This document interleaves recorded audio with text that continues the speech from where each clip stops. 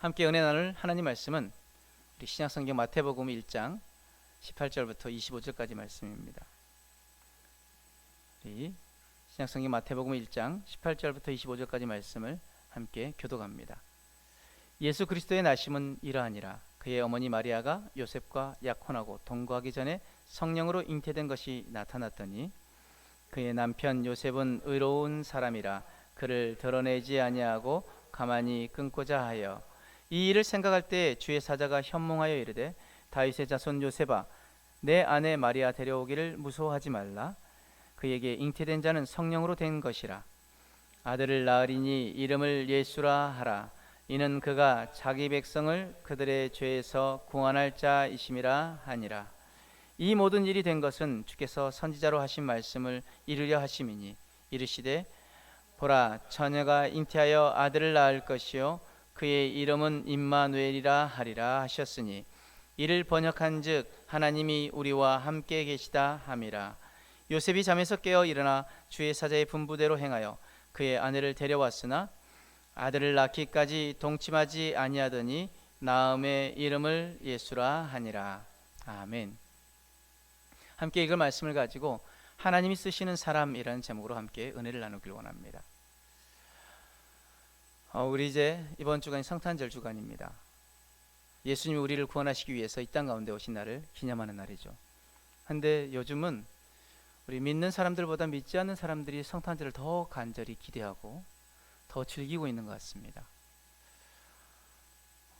정말 우리 믿는 신앙인들이 감격과 감사로 그 성탄절을 맞이해야 되는데 그 감격과 감사가 사라져 버렸고 오히려 믿지 않는 자들이 더 이 성탄절을 즐기고 있는 이 시대.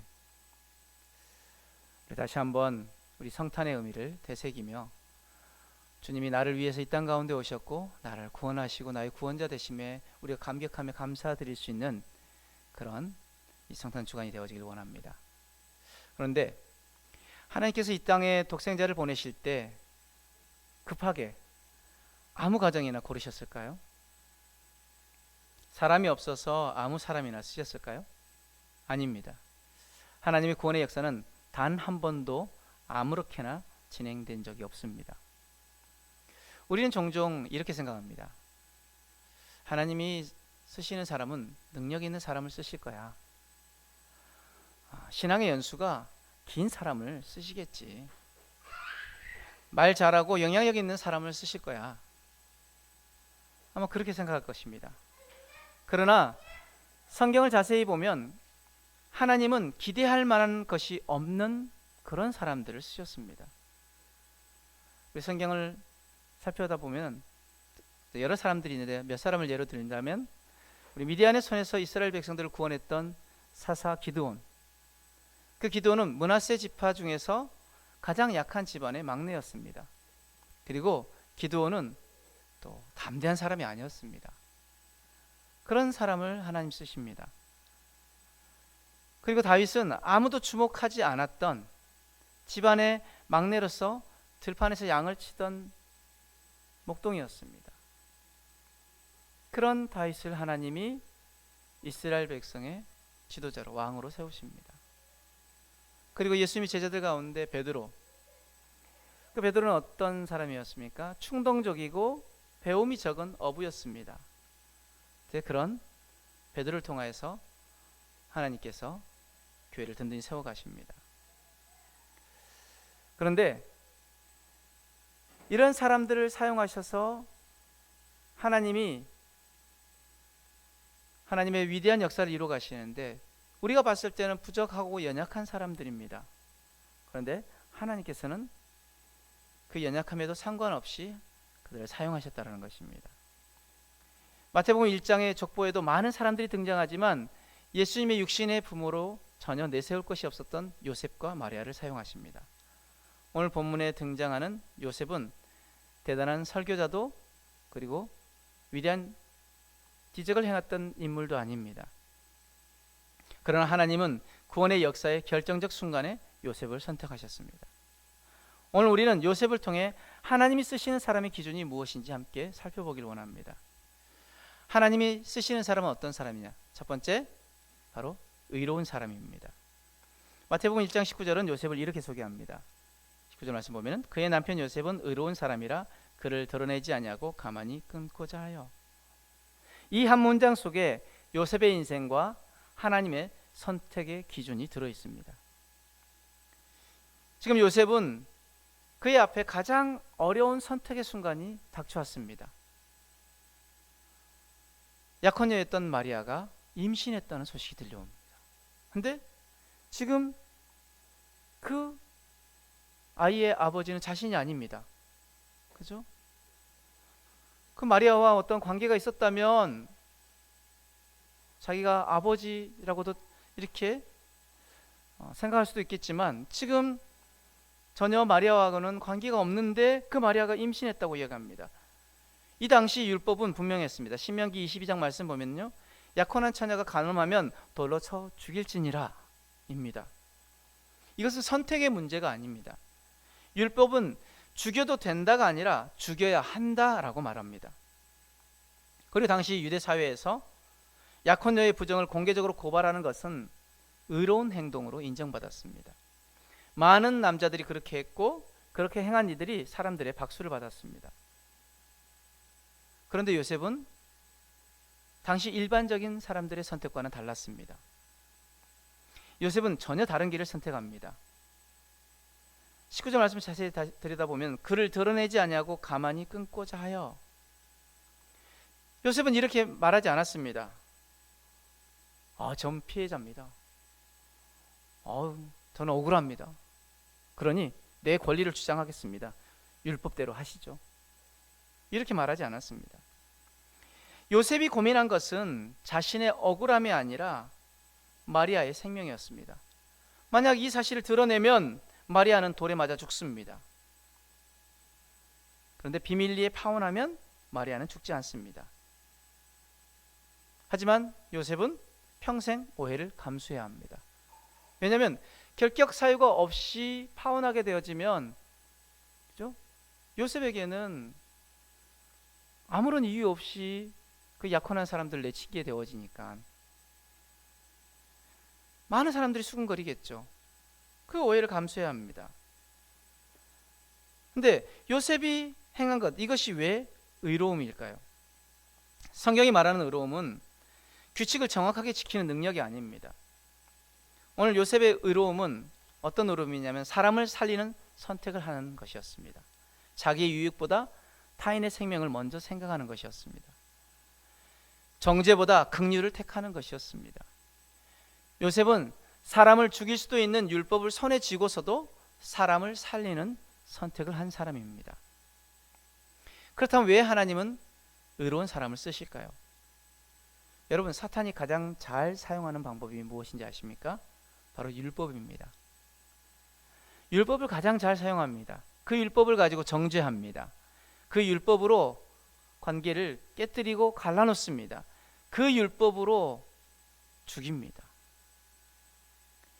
만약 요셉이 율법을 앞세우는 사람이었다면 사탄은 요셉을 통해 예수님의 탄생 자체를 막았을 것입니다. 그러나 요셉은 사탄이 조종할 수 없는 사람이었습니다. 하나님 사탄이 사용할 수 없는 사람을 쓰십니다. 어떤 사람입니까? 의로운 사람. 하나님이 사용하시는 사람의 첫 번째 조건은 의로운 사람이라는 것. 두 번째 하나님이 쓰시는 사람은 믿음의 사람입니다. 하나님의 말씀은 언제나 인간의 상식을 초월합니다. 그런데 왜 하나님의 말씀이 믿어지지 않을까요? 여러분, 하나님 말씀이 진리라면, 또 그것이 사실이라면 그 말씀은 우리 삶 속에서 놀라운 일들을 행해야 하는데, 근데 왜 우리 삶에 그런 능력이 나타나지 않을까요? 그것은 말씀을 믿지 않기 때문이라는 것이죠. 왜 믿지 않습니까? 자신의 경험에 맞지 않기 때문입니다. 자신의 상식과 지식으로 이해되지 않고 설명되지 않기 때문입니다. 그래서 제가 예전에 한번 예화를 드린 적이 있던 것 같은데, 한 생물 선생님이 자기 아내가 매일 주일만 되면 예쁘게 이렇게 차려입고 어디를 가는 거예요. 그래서 도대체 어디를 가나 해서 왜 주 일요일마다 그렇게 가니까 몰래 쫓아갔답니다. 가봤더니 교회로 들어가더래요. 그래서 도대체 이 교회에 어떤 사람이 우리 아내를 꼬신 건지 싶어가지고 맨 뒷자리에 앉아가지고 이렇게 기다리고 있었답니다. 그런데 그날 목사님 말씀하시는 그 말씀을 통해서 이 생물 선생님이 뒤집어졌습니다. 이 생물 선생님이 원래는 예수를 안 믿었어요. 하나님 믿지 않았습니다. 왜 믿지 않았느냐? 제일 이해되지 않는 것이 처녀가 잉태됐다는 거예요.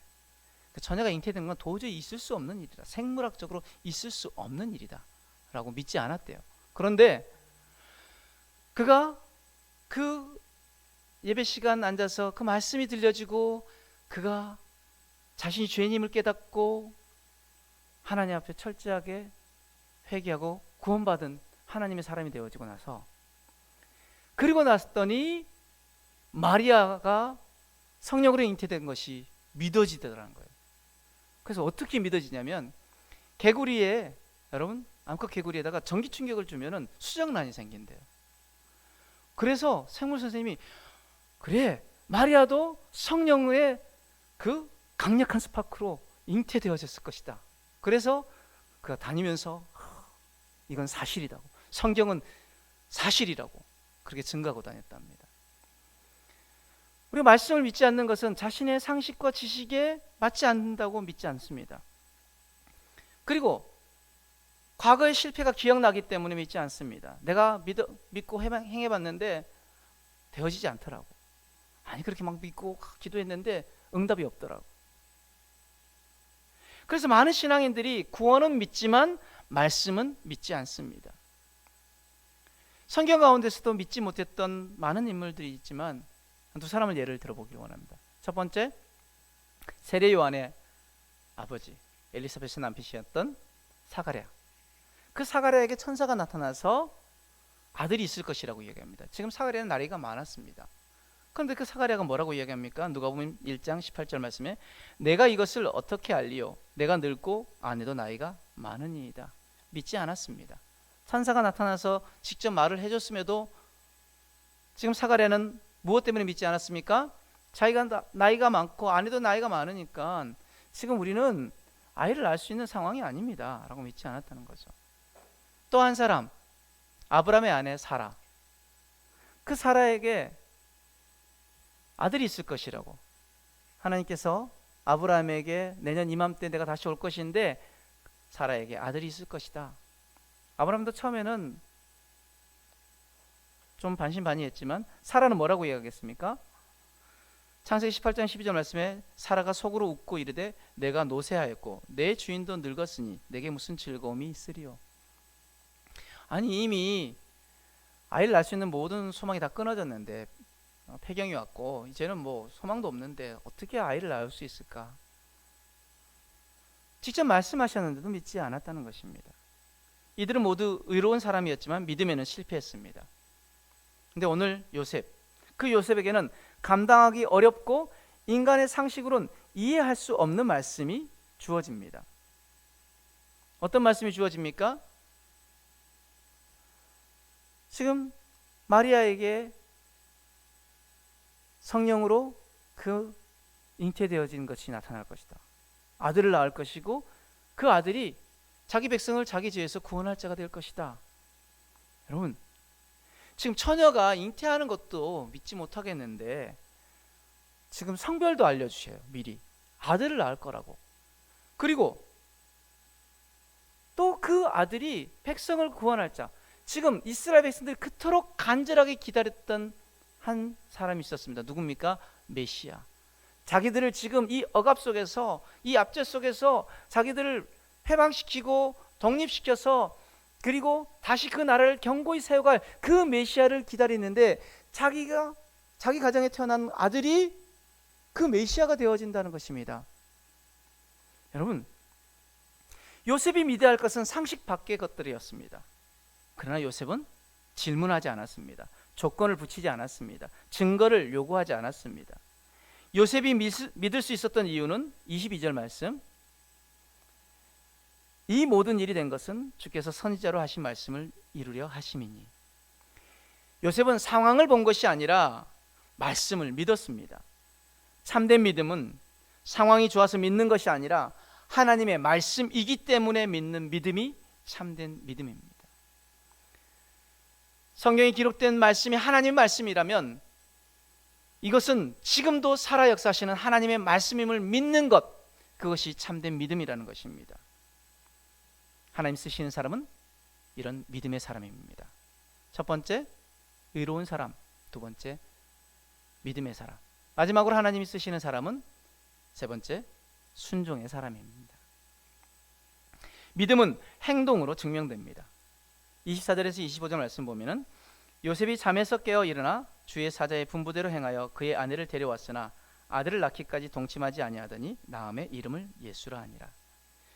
지금 요셉은 즉각적인 순종으로 반응합니다. 미루지 않았습니다. 조건을 달지 않았습니다. 이해될 때까지 기다리지 않았습니다.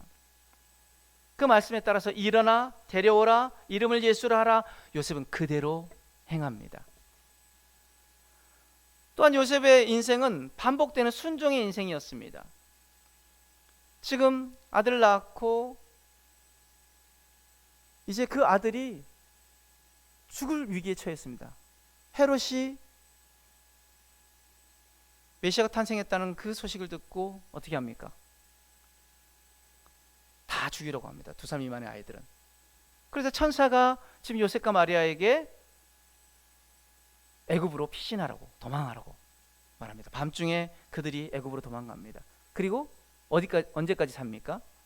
헤롯이 죽을 때까지. 헤롯이 죽고 나서 다시 천사가 이스라엘로 돌아가라고 말합니다. 그래서 그 천사의 명령에 따라서 이스라엘 돌아와 갈릴리에 거하며 사는 것이죠.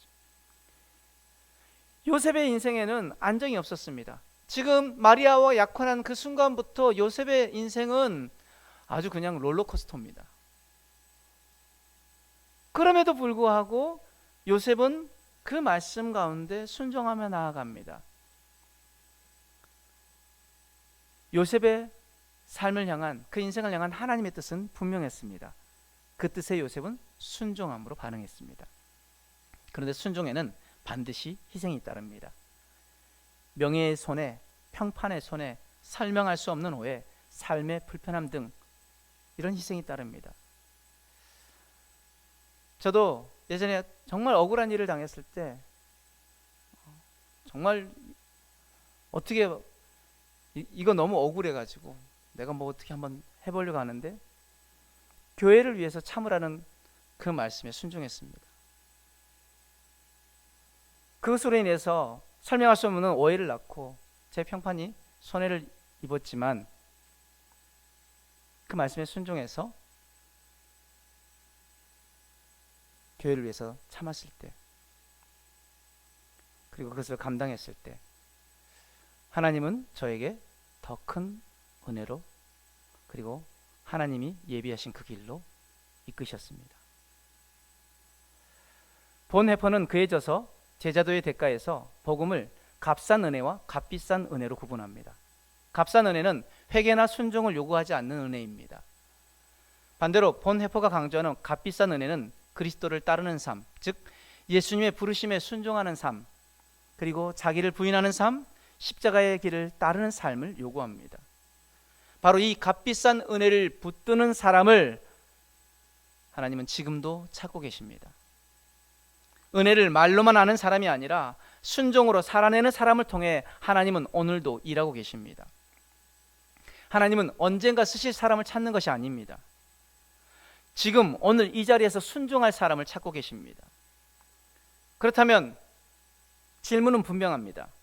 오늘 나는 하나님의 부르심에 예라고 대답할 준비가 되어 있는가? 오늘 이 말씀은 옆 사람을 향한 말씀이 아닙니다. 지금 이 자리에 앉아있는 나를 향한 하나님의 부르심입니다. 그 부르심 앞에 하나님이 쓰시기에 합당한 그런 성도 되어지길 주님의 이름으로 축복합니다. 다시 한번 기억해야 하는 것, 하나님이 쓰시는 사람은 의로운 사람, 믿음의 사람, 순종의 사람입니다. 그런데 중요한 사실 하나가 더 있습니다. 이 세 가지의 공통점이 있습니다. 바로 모두 대가를 요구한다는 것입니다.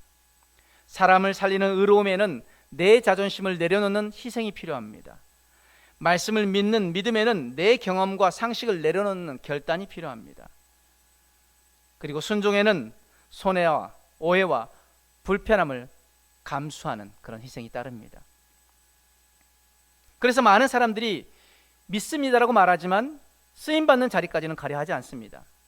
그러나 분명한 것은 하나님께 쓰임받지 않는 인생은 결국 후회로 끝나게 되어 있습니다. 사랑하는 여러분, 인생은 그저 흘러가는 시간의 연속이 아닙니다. 인생은 하나님의 능력의 손에 붙들릴 것인가, 아니면 내 힘만 의지하다가 후회로 끝날 것인가, 이것의 문제입니다. 오늘 이 시간 하나님 묻고 계십니다. 내가 너를 써도 되겠니? 네 인생을 내 손에 맡기겠니? 오늘 여러분께 묻습니다. 남은 인생을 그냥 바쁘고 정신없이 살다가 마지막엔 후회로 마무리하시겠습니까? 아니면 하나님 손에 붙들린 인생, 하나님이 사용하시는 인생으로 하나님 앞에 서는 날까지 그 은혜와 축복을 누리는 삶을 사시겠습니까? 오늘 말씀을 가지고 우리는 이렇게 결단하길 원합니다. 첫 번째, 나는 옳아 보이는 선택이 아니라 사람을 살리는 의로움을 선택하겠습니다. 두 번째, 보이는 상황이 아니라 하나님 말씀을 더 신뢰하겠습니다. 마지막으로 손해가 따르고 희생이 요구되더라도 순종의 자리에서 물러서지 않겠습니다. 아멘. 오늘 여러분 모두가 하나님 쓰시는 의로운 사람, 믿음의 사람, 순종의 사람이 되어지길 주님의 이름으로 축복합니다.